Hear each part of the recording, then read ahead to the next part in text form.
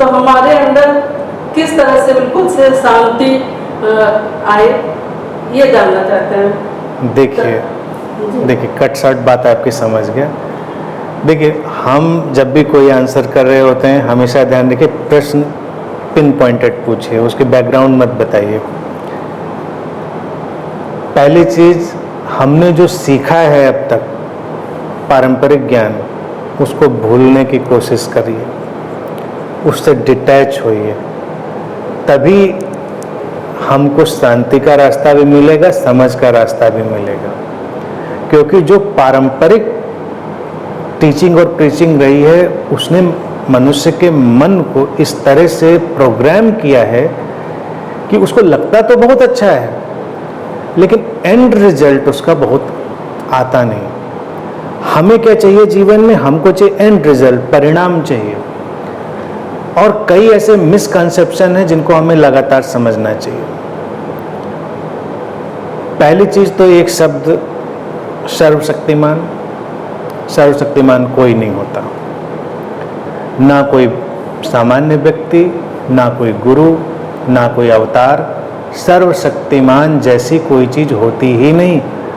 जब भी कोई व्यक्ति शरीर में आएगा तो शरीर में आने का मतलब वो शरीर मन की एक घटना होगी, बॉडी माइंड की साइकोसोमैटिक हैपनिंग होगी। हर शरीर मन कई तरह की सीमाओं से घिरा होगा। हर शरीर मन की तमाम तरह की सीमाएं होंगी। अगर कोई अपनी सीमाओं को इनकार करेगा तो जीवन में विकसित नहीं हो पाएगा। जैसे हमको किसी स्विमिंग पूल में भी जंप करनी है तो जंपिंग बोर्ड की सीमा हमको जाननी चाहिए, नहीं तो हम कहाँ से जंप करेंगे? हम कहीं न कहीं से भी जंप कर जाओ तो कहाँ से जंप कर जाए? तो हमको जाननी है सीमा की ये थ्रेशोल्ड है, यहाँ से ये एंड हो जाता है। तो शरीर मन में रहते हुए हर व्यक्ति सीमित है। सर्वशक्तिमान केवल अस्तित्व है। सर्वशक्तिमान केवल ये विराटता या टोटलिटी, जिसको हम कोई भी नाम देना चाहें। मैं कोई नाम इसलिए नहीं देता हूँ क्योंकि नाम से लोग पर्सोनिफाई कर लेते हैं, उसको एंटिटी में कन्वर्ट कर लेते हैं। तो एक तो इस मिसकंसेप्शन को निकाल देना चाहिए। दूसरी बात, ये विकारों की जो बात धर्म में चलती है, इसको भी निकाल देना चाहिए। क्योंकि अगर विकार आपने पैदा किए होते तब तो बड़ी खुशी की बात थी, उनको जरूर निकाल देते। यानी कि मान लीजिए हम हेयर कलर कर रहे हैं अपने, तो हम वो कलर निकाल देंगे कल को। लेकिन हमारे नेचुरली ही हेयर इस कलर के आए थे, तो उनको कहाँ से निकाल देंगे? अब कोई आके हमको समझाए कि नहीं, ये जो काला, ये गोल्डन, ये ब्राउन, या जो आ गया है ये बेकार है। हमको तो नेचर ने ही गिफ्ट दिया है, हम क्या करें इसका? लेकिन अगर कलर कर रहे होते तो ठीक है, अभी कल से नहीं करेंगे कलर। तो जिनको धर्मों ने विकार की तरह कहा है, जो आप डिटेल में जानना चाह रही थी विकारों की, उन्हीं की बात मैं कह रहा हूँ कि ये काम विकार है, ये क्रोध विकार है, ये सब तमाम तरह की, कोई उसको बंधनों की तरह, कोई हमने एक भी पैदा किया है क्या? वो तो प्रकृति ने हमारे अंदर डाला है। अब प्रकृति ने डाला है तो किसी प्रयोजन से डाला होगा, उनकी कोई उपयोगिता होगी, उनकी कोई यूटिलिटी होगी, उसका सम्मान करिए। उनको विकार कहना बंद करिए। क्योंकि क्या है कि जब हम अपनी ही नैसर्गिक वृत्तियों को विकार कहते हैं तो हम अपने ही जीवन का असम्मान कर देते हैं और जीवन के विकास के रास्ते अवरुद्ध हो जाते हैं। हर धर्म ने कहा कि काम वासना विकार है। उदाहरण के लिए बता रहा हूँ, ऐसे तमाम चीजें, लेकिन हर व्यक्ति तो उसी से ही संसार में आ रहा है। कोई और टेक्नोलॉजी, कोई और ऐसी हमने विधि तो नहीं खोज ली अभी तक।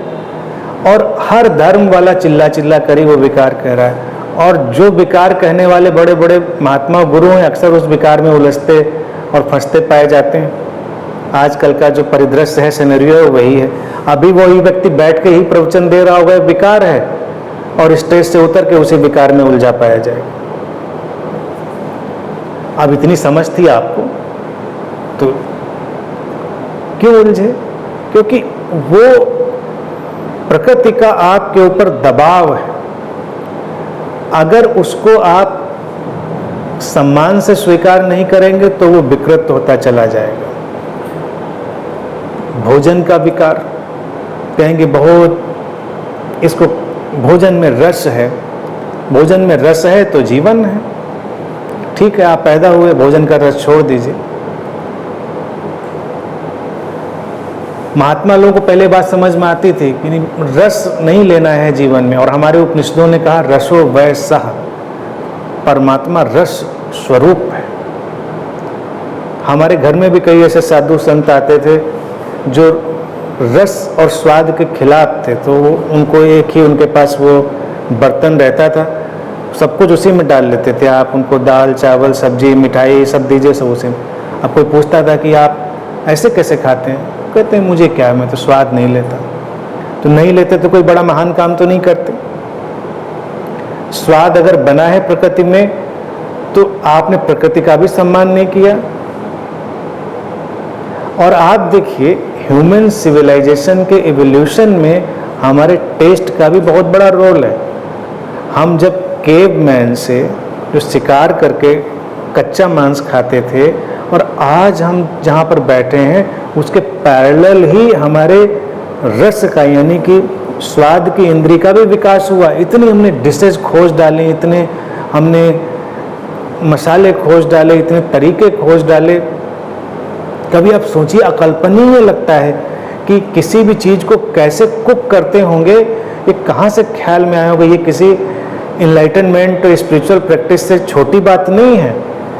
आप केवमैन पे जाए, उसको तो पता ये भी नहीं था कि इसको हम आग में भून के खाएं कि कच्चा खाएं, उसको तभी ये भी आइडिया नहीं था।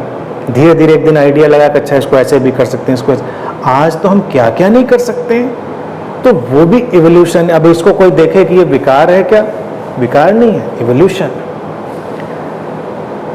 उदाहरण भी धार्मिक लोगों ने हमेशा गलत दिए। ये पुरानी रिलीजियस कंस्पिरेसी रही है, उससे हमको सतर्क हो जाना चाहिए। उससे लोगों को अच्छा तो बहुत लगता है, नहीं ठीक है महात्मा जी आपने बिल्कुल ठीक कहा, हम बिल्कुल विकार से मुक्त हो जाएंगे। फिर घर अगर नहीं मुक्त तो नहीं हो सकते, घर में बच्चे हैं, बेटे हैं, बहुएं हैं और परिवार है, ऐसे विकार से अब मोह से मुक्त हो जाइए। कि नहीं मुक्त हो जाएंगे, इंतजार करिए अभी। लेकिन कैसे मोह से मुक्त हो जाएं? अब गुरु जी के यहाँ जाइए, वो भी मोह से मुक्त नहीं है। उनका भी जो सरंजाम कार्य व्यापार देखिए, उनके अपने मोह फैले, आश्रमों के मोह हैं, शिष्यों के मोह हैं। आप जाके ढूंढ के देखिए, हैं ऐसे गुरु। मैं कहता हूँ जीवन मुक्त गुरु होते हैं, लेकिन जो ये प्रीचिंग ज़्यादा दे रहे हो तो उनको शिष्यों का भी मोह है, इसे से छोड़ के ना चला जाए, गया तो कैसे होगा, जाना नहीं चाहिए, इसको पकड़ना है। तो तमाम उनके नीति नियम हैं, वायदे हैं और अकथित तौर से मैनिफेस्टो है कि ऐसा किया तो ऐसा होगा, ये दुष्परिणाम होगा। अभी तो चंद दिन पहले मेरे सामने एक नया वर्ड आया, गुरु दोष। कहने गुरु दोष लग जाता है।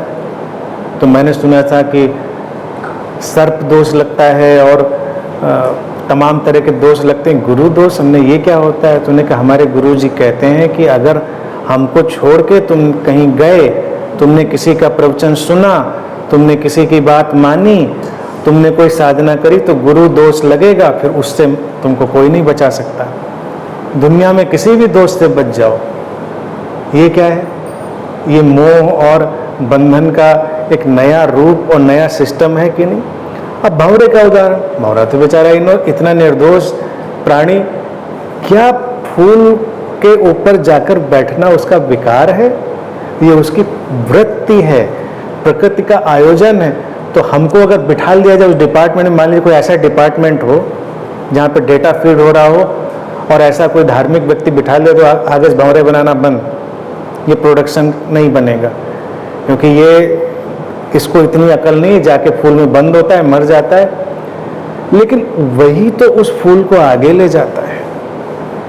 वो भंवरा, वो तितली क्यों है इस जीवन में? इसीलिए क्योंकि वही तो उसको, उसके जीवन को आगे ले जाते हैं, वही तो उसको एक्सपेंड करते हैं। मधुमक्खियाँ जो हनी बीज हैं, फूलों पर आती हैं, उनका जो भी पराग है, नेक्टर है, वो कलेक्ट करती हैं, शहद भी बनाती। कितनी बड़ी टेक्नोलॉजी है। हम अभी शहद भी वैसा नहीं बना पाए हैं, आर्टिफिशियल, उसमें शक्कर मिला के जरूर बना लें, लेकिन मधुमक्खियों जैसा शहद अभी नहीं बना पाए फिलहाल। हो सकता है किसी दिन बना लें। कितनी बड़ी टेक्नोलॉजी है। लेकिन केवल वो शहद के लिए ही नेचर ने उनको नहीं किया है कि वो शहद बनाने के लिए। तब एक फूल से दूसरे फूल पर वो जाती रहती हैं तो उनका जो ट्रांसफ़र है और उनकी जो स्पीसीज है वो आगे बढ़ती है, प्रोसेस है। तो इसको अगर कोई देखे विकार की दृष्टि से तो ये तो दृष्टि ही विकार वाली हो गई ना। हम की जो नैसर्गिक है, नेचुरल है, उसमें भी हम खोट निकालें। बंद हो गया, बंद होना भी तो उसकी नियति है, प्रवृत्ति है। हमारी भी तमाम नियति है, प्रवृत्ति है। हम वैसे ही आते हैं और जाते हैं। यहाँ अस्तित्व में अपने ही ढंग से कुछ बनता है, अपने ही ढंग से कुछ मिटता है। तो इस बनने मिटने में मत उलझिए, उसकी सहजता को देखिए, उसकी सहजता को। तो इसमें जितने मिसकंसेप्शन है उनको दूर करना है। फिर पंडितों ज्योतिषियों की बात उठी थी, मैं उनका बहुत सम्मान करता हूँ, पहली बात मैं बता दूँ। उसके साथ ही मैं सारी बातें कहता हूँ। वो भी एक अच्छी चीज़ है कि व्यक्ति ने अज्ञात में झांकने की कोशिश शुरू करी। वो पूरी हुई ऐसा नहीं, और वो कभी पूरी होगी ऐसा भी नहीं है। अज्ञात तो अज्ञात ही रहेगा, क्योंकि अज्ञात अगर पूरा ज्ञात हो गया तो अज्ञात ही क्या रहा। अगर अननोन पूरा नोन हो गया तो उसको अननोन कहा ही किस लिए जाएगा। अननोन को अननोन कहा ही इसलिए जाएगा क्योंकि वो अननोन रहेगा। आप 2 कदम उसको और जान लेंगे तो 2 कदम और पीछे चला जाएगा, थोड़ा और जानेंगे थोड़ा और पीछे चला जाएगा। उस खेल को भी चलने दीजिए, लेकिन ये सोचिए कि वहां से आपको कुछ मिलने वाला है, तो मिलने वाला तो कुछ भी नहीं है। जो उस खेल में शामिल हो वो उसको ये गलतफहमी पकड़ जाए मैं कुछ देने वाला हूं, तो ये उसकी अपनी गलतफहमी है। आध्यात्म का मेरा जो पूरा का पूरा सिस्टम है वो तमाम गलतफहमियों को दूर करना है, तमाम मिसकंसेप्शन से बाहर आना है और व्यक्ति को अपराध बोध से मुक्त होकर, गिल्ट से फ्री होकर जीवन के पूरे स्वीकार और सम्मान से जीना है। तो हमको दिखाई देगा कि सब शुभ है। जो लोग ये क्लेम करते हैं कि हर जगह परमात्मा देखो, उनकी अगर सारी जीवन शैली आप देख लें तो आपको परमात्मा पर से यकीन उठ जाएगा। आप यकीन मानिए, बहुत लोग मैंने ऐसे देखे। उनकी प्रीचिंग, उनकी टीचिंग यही है कि हर जगह परमात्मा देखिए, लेकिन फिर जब आप नज़दीक से उनको देखेंगे तो आप संशय में पड़ जाएंगे कि कौन सा परमात्मा, क्या परमात्मा। परमात्मा तो यही है कि जो परमात्मा ने रचा है पहले उसको एक्सेप्ट तो कर लीजिए। विकार रचे तो विकारों को एक्सेप्ट कर। विकार नाम किसने दिया? मैं तो कभी कभी ये कंफ्यूज हो जाता हूँ, ये किसने नाम दे दिया विकार? अभी देखिए, हम साइकोलॉजिकल फिजियोलॉजिकल चीज़ों में भी इन शब्दों को हटा रहे हैं, रिलीजन अभी नहीं हटा पा रहा है। अगर किसी बच्चे की बोलने में प्रॉब्लम हो तो हम उसको कुछ और शब्द देंगे, उसको हम प्रॉब्लम की तरह से एड्रेस करेंगे या उसके स्पेशल एबिलिटी की तरह एड्रेस करेंगे। हम ये नहीं कहेंगे विकार आ गया, क्योंकि हम देख रहे हैं ये डिस्टॉर्शन, इसको हम ठीक कर सकते हैं। मान लीजिए किसी को बोलने की प्रॉब्लम है तो हम स्पीच थेरेपी देंगे, उसको बोलना सिखा देंगे। लेकिन हम देखते ही कहें ये तो इसके अंदर विकार आ गया, देखो ये, तो बच्चा तो गया फिर काम से, वो तो कभी उबर ही नहीं पाएगा। अभी देखिए मूवीज़ आई एक आध पुरानी जो आमिर खान ने बनाई थी डिसलेक्सिया पे, कितनी पॉपुलर हुई थी। अब डिसलेक्सिया को लोग समझ ही नहीं पाए पहले, तो उनको लगता था कि अगर कोई बच्चा नहीं पढ़ पा रहा है, नहीं समझ पा रहा है, किसी अक्षर को रिटेन नहीं कर पा रहा है तो उसकी विकार है, समस्या है। लेकिन जब हमने देखा कि नहीं हो सकता है, ये चीज़ ऐसी हो सकती है, तो उसका निदान भी ढूंढ लेंगे हम। ये तो हम साइकोलॉजिकल फिजियोलॉजिकल सिनेरियो में हम उनको कह रहे हैं। जो बच्चे आजकल मेंटली रिटार्डेड होते हैं उनके लिए रिटार्डेड वर्ड यूज नहीं होता, उनको कहते हैं स्पेशल एबिलिटी चाइल्ड। लेकिन ये धार्मिक लोग जो है ना, ये अपनी पुरानी जो वोकेबुलरी है उसको चेंज करने के लिए तैयार नहीं कि विकारों से मुक्त हो, अपने बंधनों से मुक्त हो, क्योंकि उसी पे सारे प्रवचन चलने हैं। तमाम सत्संग तो इसी पे लाइफ लॉन्ग चल जाते हैं। विकार से मुक्त करवाने पे, लोगों को बंधनों से हटवाने में, और लोग खुश रहते हैं, क्योंकि कभी हो तो पाएंगे नहीं। आप जब घर लौटेंगे आप खुश रहेंगे कि नहीं नहीं बिल्कुल बहुत सही समझाया, कोशिश करेंगे, आप हो नहीं पाएंगे। फिर आपको लगेगा नहीं नहीं कठिन है, कोई आसान थोड़ा ही है। फिर आप चलेंगे उस पर, यानी मुक्त होना है। कहाँ से मुक्त होंगे आप? वो कहेंगे कि 3 सबसे बड़ी ऐसनाएं हैं, जीवेशना, वित्तेषणा, इनसे मुक्त हो जाइए। जीवेशना से मुक्त हो जाएंगे तो क्या सुसाइड कर लें? जीने की इच्छा से मुक्त हो जाएं तो इसका मतलब क्या है? किसी मल्टी स्टोरी पे खड़े होकर कूद जाएं? जीने की इच्छा नेचर ने डाली है, नैसर्गिक सभी के अंदर है, चाहे वो कोई अवतार हो, चाहे वो कितना बड़ा गुरु हो, चाहे वो सामान्य। जीने की इच्छा है तो चलेगी। अब वित्तेषणा यानी वित्त की, धन की इच्छा, उसको भी ये बहुत बड़ी बाधा है।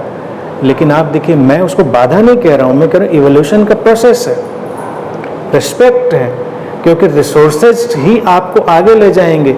लेकिन उनसे ऑब्सेशन प्रॉब्लम है, बस इतनी बात। जो नेचुरल चीज़ें हैं उनसे ऑब्सेस्ड नहीं होना है। जी तो आप रहे ही हैं, जीने की इच्छा तो आपके अंदर रहेगी ही, लेकिन जीने की इच्छा से हम ऑब्सेस्ड हो जाएं और रोज जीने की कामना करने लगें बैठ के कि नहीं नहीं मुझको मरना नहीं है, मुझको जीना है। भारत ने इस पर भी तमाम पौराणिक कथाएं लिखी हैं और बड़ी खूबसूरत उनका डिपिक्शन किया है, हमको जीना है। तो ये ऑब्सेशन हो जाएगा। अरे भाई, आप जो कुछ कर रहे हैं वो जीने की इच्छा, एक एक सेल जीने की हर संभव कोशिश करती है। वो अपने में पूरी एक एंटिटी होती है सेल, और मर जाती है जब उसका टाइम आता है। इसीलिए हर सेल की प्रोग्रामिंग मरने की भी है। इसीलिए उन ऐसनाओं में एक मृत्येषणा भी कहते हैं, यानी कि डिजायर टू डाई, वो भी हर व्यक्ति के अंदर। लेकिन रोज कोई बैठ कर सोचे कि नहीं नहीं मुझे मरना है, तो ये पागलपन हो जाएगा। रोज कोई बैठ कर सोचे मुझे जीना है, ये पागलपन हो जाएगा। जीने और मरने का हमने एक्सेप्टेंस किया और सहजता से जियो कि हर एफर्ट आपका जीने का ही एफर्ट है। आप पानी पीते हैं, जीने का एफर्ट है। आपने आँख खोली, जीने का एफर्ट है। ये सब जीवेशना ही है। ये सुन रहे हैं, जीवेशना है। मैं बोल रहा हूँ, ये जीवेशना है। सब जीवेशना है। ये लाइट, ये माइक, ये सब वित्तेषणा ही है, क्योंकि ये सब वित्त से ही, धन से ही सब पैदा हुआ है, हवा से नहीं पैदा हो गया है कहीं से कि। लेकिन हम ऐसे गुरुओं की कल्पना भी करते हैं, हवा में हाथ हिलाया और सब चीज़ें पैदा हो गई। लेकिन हमने ऐसे ज़्यादा देर नहीं देखी हवा में हाथ हिला हिला के सब पैदा हो गया हो। तो थोड़ा सतर्क होइए, सावधान होइए, और बहुत हम्बली और बहुत ही ओपन माइंडेड से अपनी वोकेबलरी चेंज कर दीजिए। स्पिरिचुअल एवोल्यूशन चाहिए तो simply change your old vocabulary. नई डिक्शनरी बनाइए, नई डेफिनेशन बनाइए, रीडिफाइन करिए अपनी लाइफ को। किसी ने कहा है इसलिए उसको वैसे मत देखिए, और अपने जीवन का पूरा रिस्पेक्ट करिए। That's all.